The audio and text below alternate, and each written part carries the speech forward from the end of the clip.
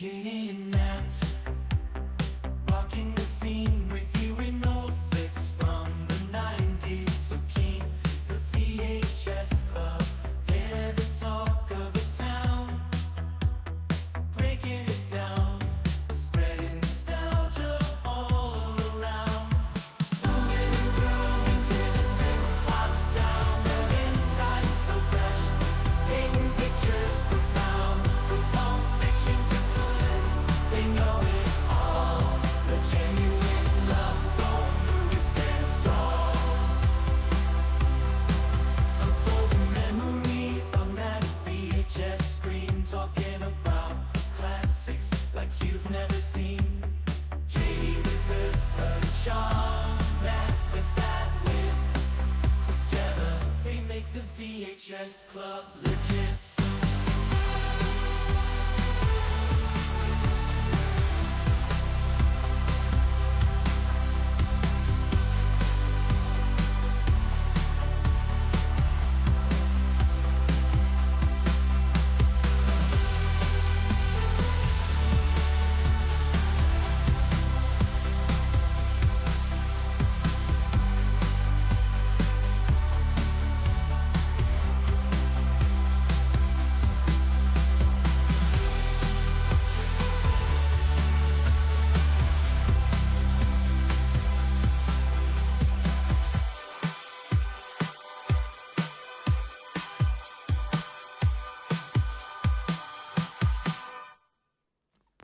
Welcome back to the VHS Club. Happy Thursday. Hey, Nat, how's it going?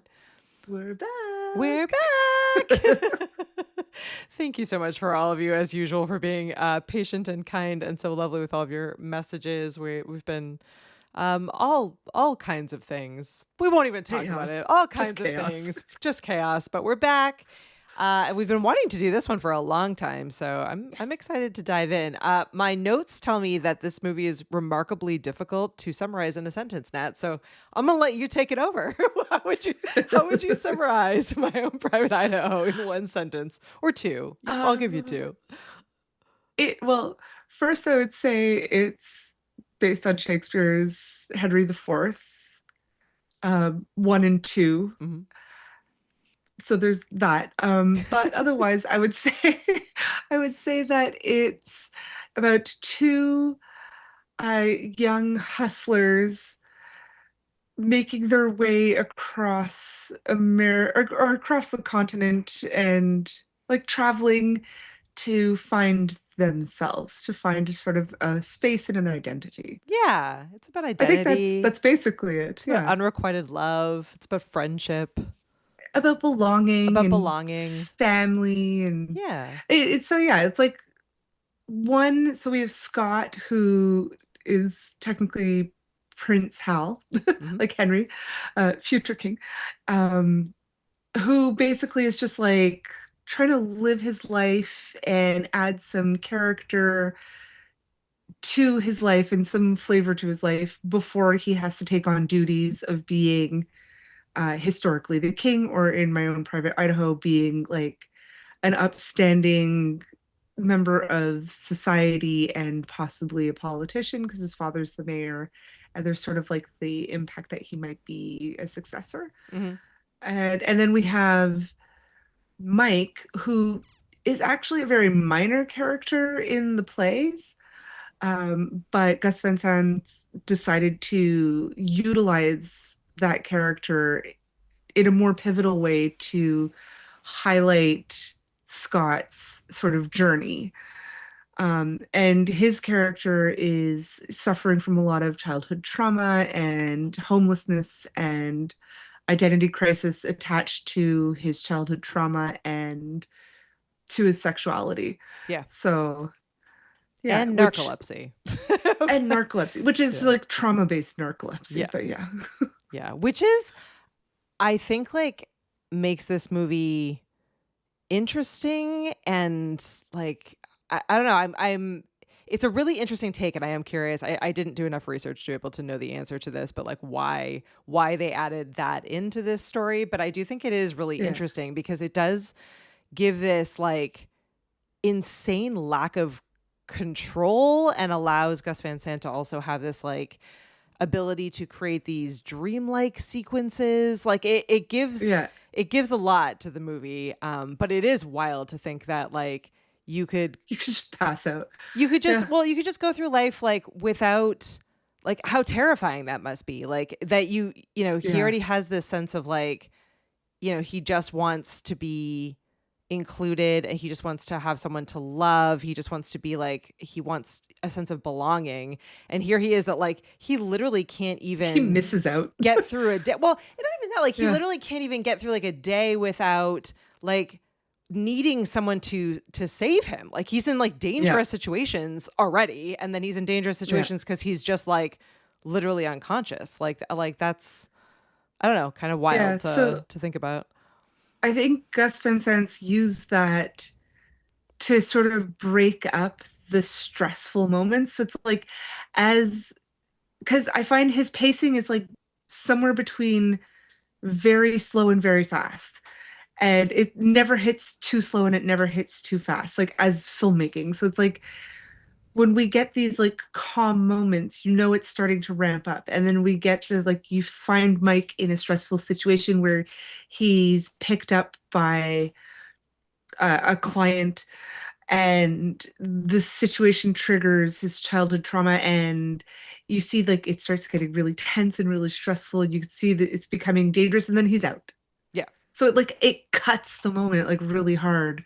So it like it forces the viewer to also like take that breath and that pause. Yeah, I did. One thing I really did love about this movie. So they're sex workers in this movie, and there's a lot of what's the right word for it? I have it here in my notes. They're like there's a like street. You were saying street hustler like kind of culture to it, and as you were Yeah. saying, they have I'm thinking more of when it was filmed too. Like yeah. not Yeah. it's 1991. Exactly, 1991. But Yeah. what I really love about it is that Gus Van Sant doesn't like it's not that he doesn't show sex in this movie because he does, but He I think does it in a that very the artistic way he does tableau. it, yeah, it's just It's these so like cool. snapshots that are Yeah. like a tableau, and I really I thought it was They really look nice. like photographs Yep, or paintings yep, more than actual, like there's no active sex scenes. yep, It's like when it happens, it's almost a dream yep, sequence. It's like looking through like a coffee table book. Like yeah. There's like snapshots. yeah, Yeah, yeah, it's really cool.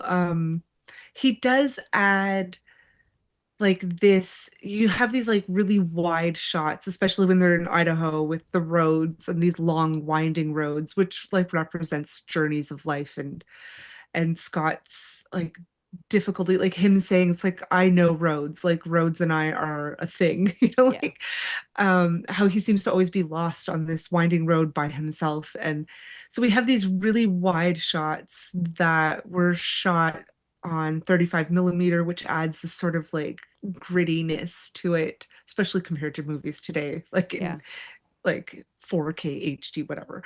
And but then it would break up that sort of artistic 35 millimeter wide shot with like these random dreamscapes, you know, like where it's like the narcolepsy hits and then it's like a house is falling from the sky like Wizard of Oz and like it's all these or the magazine covers, like there's this one scene where he's asleep and he sees him and all of his like friends like that live on the streets or that are sex workers and they're all talking but they're all on like porno magazine covers yeah, yeah. and sort of that describe what each character is and sort of their role in this group of um friends, Yeah, friends, family. misfits, family. Yeah, Like it does have sort of a similar feel to like Empire Records in that way, where it like they are this group yeah, of like of of misfits, which I really like.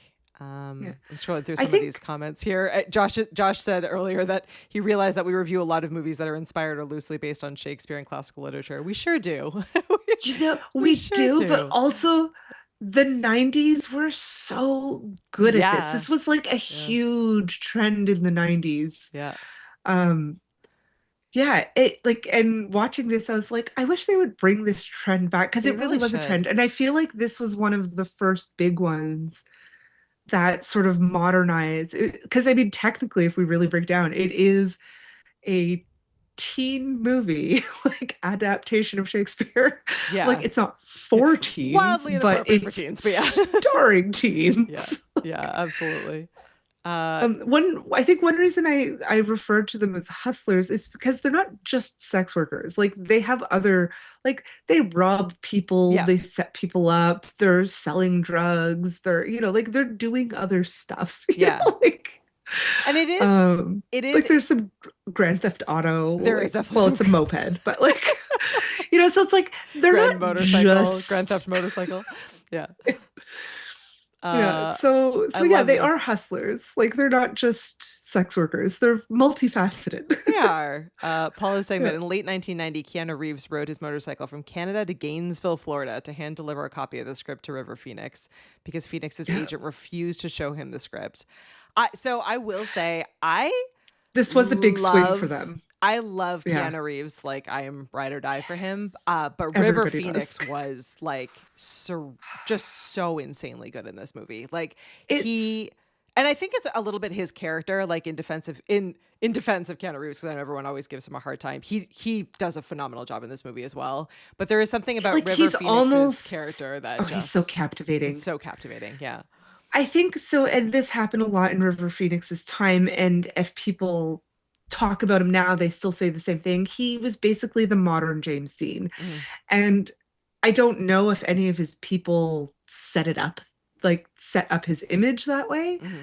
I have no idea. Or he just really was like that talented, that good looking, flew too close to the sun kind of thing. Yeah. And like that, like live free, live hard, die young sort of Yeah. thing that Unfortunately. happens. Yeah.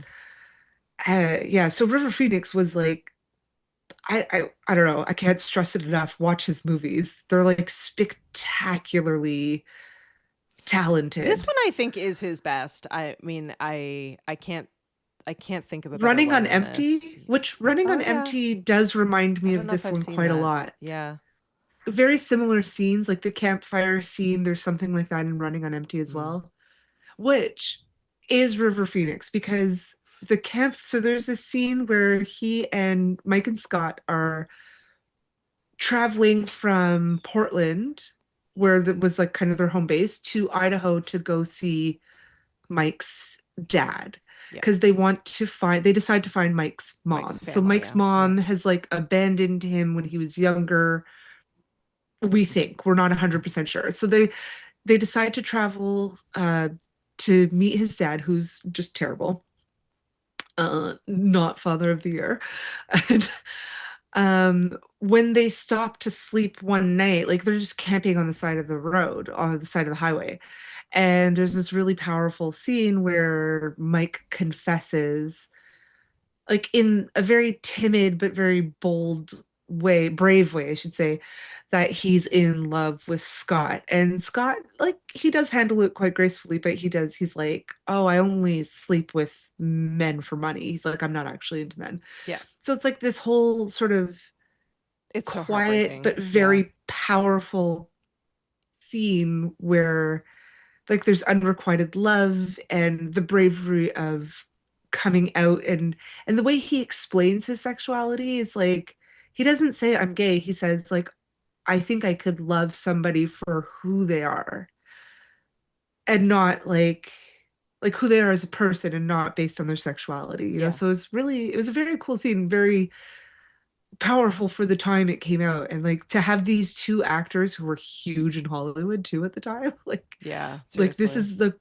beginning of their careers. Like that's why River Phoenix's agent didn't want him to have this. Yeah. Because it could have ruined his career. It didn't because it was so powerful. Yeah.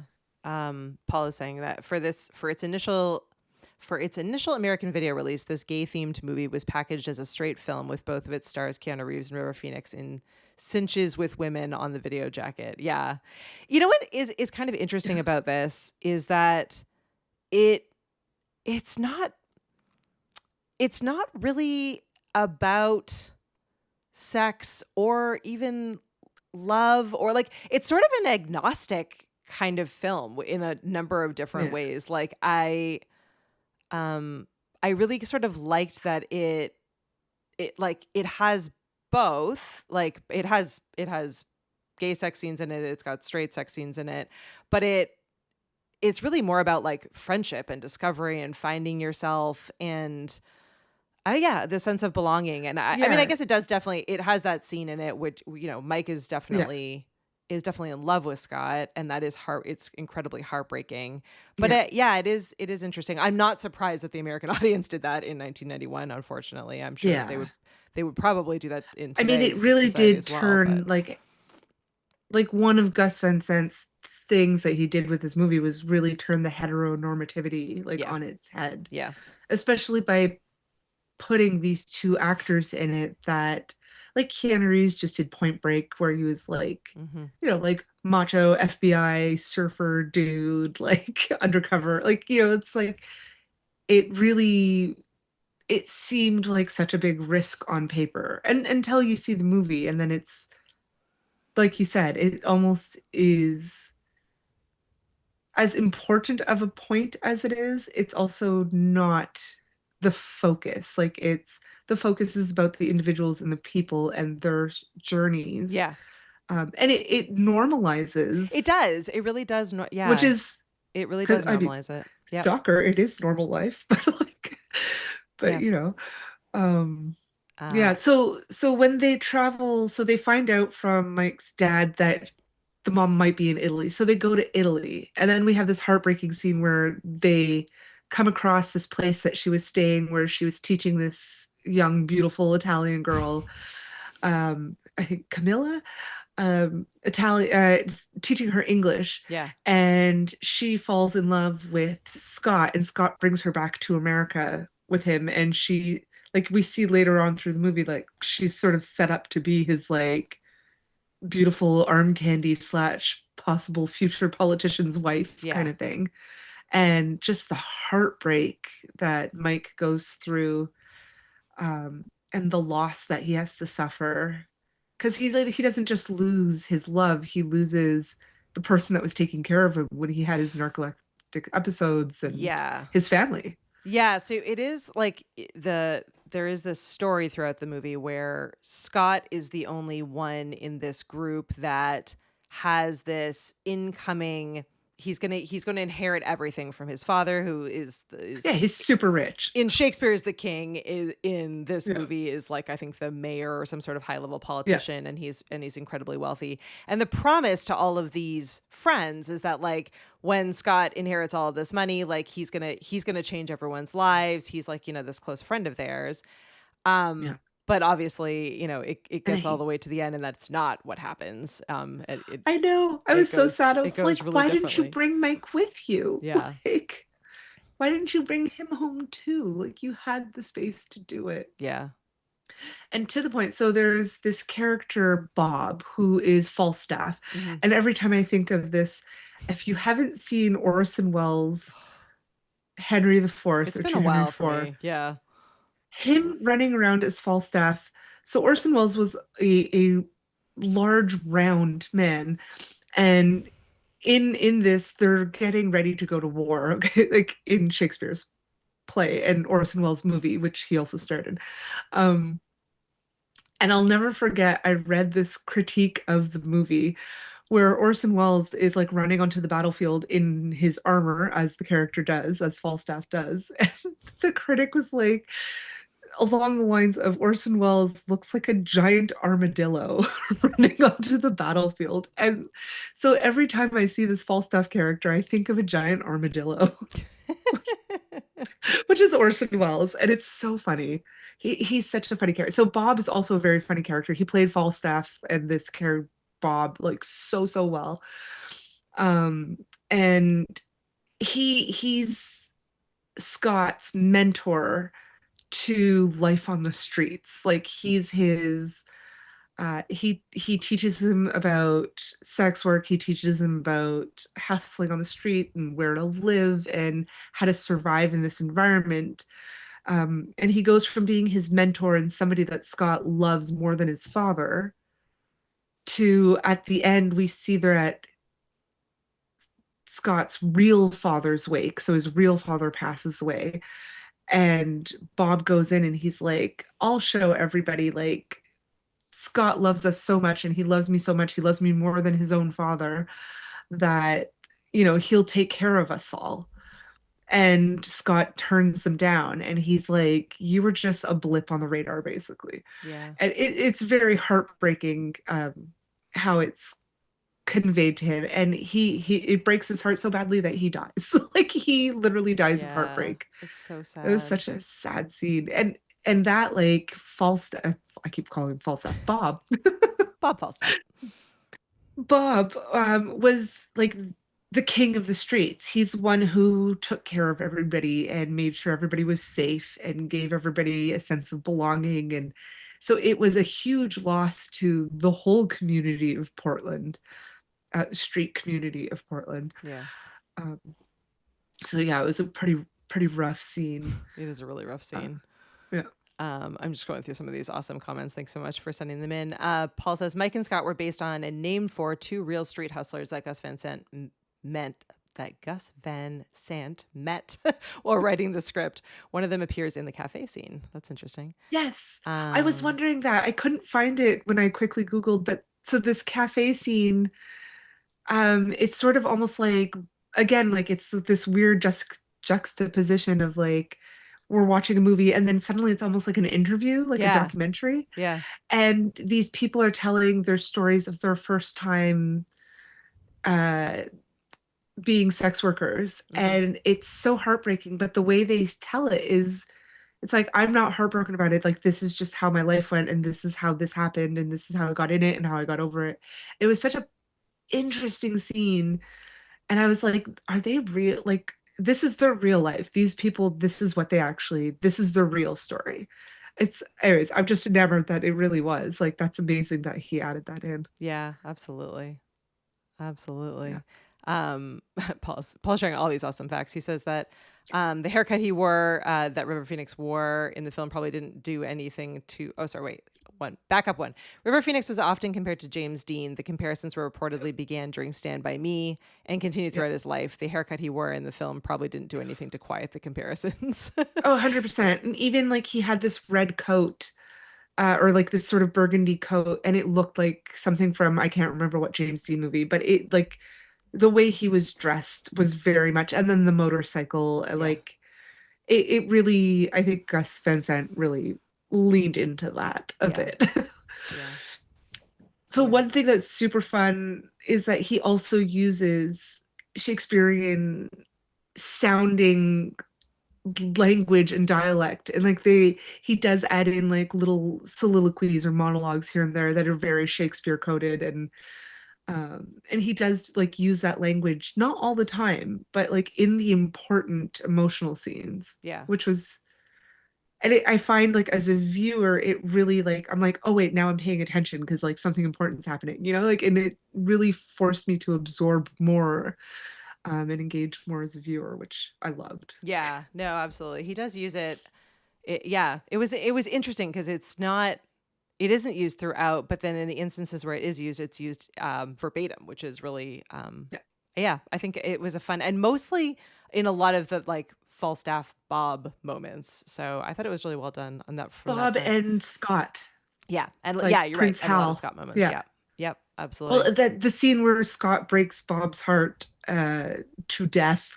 Yeah, Jesus, Hal. Yeah, is was very, like, that was, very much that. And anyways, it was, we're Shakespeare nerds, clearly. Clearly. Like, basically just go watch the play. yeah, absolutely, absolutely. Well, some quick context. So you said this one was released in 1991. It actually had a budget of $2.5 million. It made about 6.4 in the box office, which is not bad, and it Yeah. premiered at the Venice Film Festival. Yeah. And it remains to this day one of the kind of defining independent films of its time. So it is highly, highly rated. It's definitely not a film for everyone. There's a lot of people who might find this a little. I was reading through different takes and reviews, which Yeah. were really fascinating. So like it isn't a film for everyone, but I'm really glad it exists. It's not one that I would watch over and over again, but it's certainly one that I think is an important contribution to film, and I'm glad that Yeah. it is taken that seriously and that people are, It's including it. like there's movies that especially we cover a lot of movies that like are just we emotionally love Yeah. because they're just they give us like the nostalgia or the happy feels. This is one of the ones that you watch for artistic value. Yeah. And it's like it's really there are different Yeah. like there are just some movies that you watch for artistic like David Lynch. Like you're not going to watch it, Oh, it's you know, James Blue Franco's Velvet, favorite film. Interesting. which Interesting. James Franco tried to pull the whole James Dean thing too. And Yeah. he actually did a movie that was very similar to this, something Sunny, like Something Sunny sunny. Sonny, Oh. Hmm. where he was a sex worker, I think in New Orleans. Oh, I didn't I see it. saw it once. It was also an independent film, might have been black and white. Hmm. Interesting. Wow. Anyways, yes, James Franco definitely tried to pull a whole River Phoenix branding, um, but we don't like him anymore, so that's fine. We We're don't over like him him. because he's a bad person. We're over him. Um, yeah, I'm going. but early in his career, he did try to do this whole like, and he almost had that like River Phoenix James Dean thing going, but he messed up his life. So there Yeah. we go. Yeah. Mind you, he's still alive. Yeah. He didn't mess up too badly yet. We'll see. Um, so River Phoenix did actually win the Best Actor award at the Venice Film Festival for this film as well, Yeah. which I think is also incredibly deserved. I mean, it is like this is another reason why I'm just not a giant fan these days, especially of the Oscars, because I do feel as though this kind of movie could and should win Oscars, and yet Yeah. it's like too artsy to be in that category. But I am glad that at least he got some recognition, well, a decent amount of recognition for it and an award for it as well. So one like random fun thing. So Bob had like a little sidekick. I can't remember his name. And I kept thinking him like he was like slightly crazy and very unhinged Yeah. and had really, really, really blue eyes. And I'm like, I recognize this guy. He seems super famous, but I can't place him. And then just before Katie and I hopped on, I was like, oh my God, it's Flea from the Red Hot Chili Peppers. Obviously. Like one of the best bassists of all time. Which interestingly, Gus Van Sant did a lot of, or I believe he's still alive. I didn't mean to past tense him. I'm sorry. Like knock on wood, he's Yeah. fine.